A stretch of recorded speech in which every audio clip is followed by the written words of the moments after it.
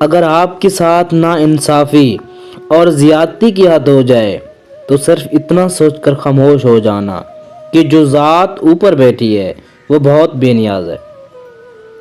عزت جب عزتوں کے مالک نے دی ہو تو کسی کے برا چاہنے سے کیا فرق پڑتا ہے۔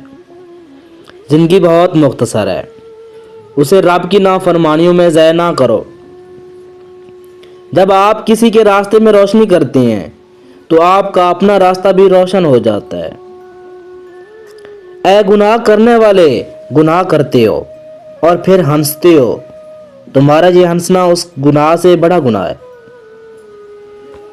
اللہ اس زبان سے نکلی ہوئی کوئی بھی دعا رد نہیں کرتا جو اس کے محبوب صلی اللہ علیہ وآلہ وسلم پر درود شریف بھیجتی ہے۔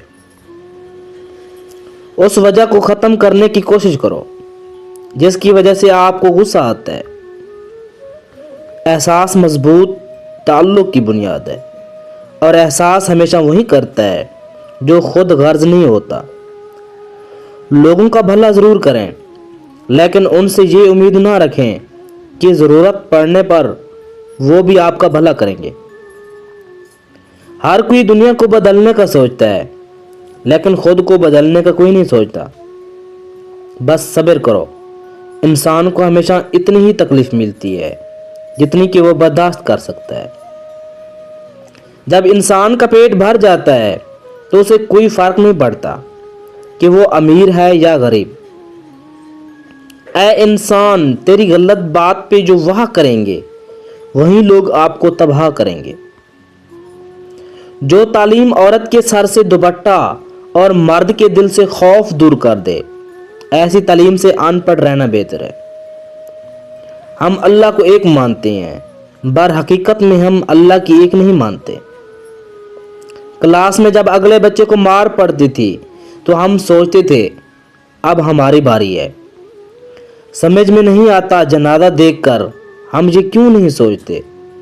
دولت سے آدمی کو جو عزت ملتی ہے وہ اس کی نہیں بلکہ اس کی دولت کی عزت ہوتی ہے۔ دنیا بھی کتنی عجیب جگہ ہے، یہاں 100 کلو اناج کی بوری جو اٹھا سکتا ہے وہ خرید نہیں سکتا، اور جو خرید سکتا ہے وہ اٹھا نہیں سکتا۔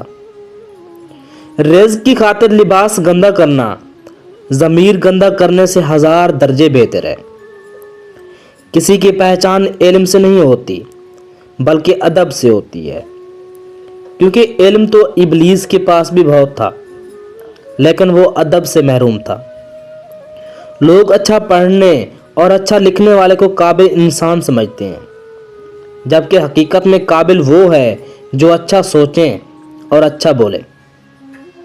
اپنے حوصلوں کی پرواز اونچی رکھو، ایک دن مکان بھی بن جائے گا اور مقام بھی بن جائے گا۔ چھوٹے ہمیشہ اپنے بڑوں سے سیکھتے ہیں، عبادتیں بھی، محبتیں بھی اور نفرتیں بھی۔ مجھے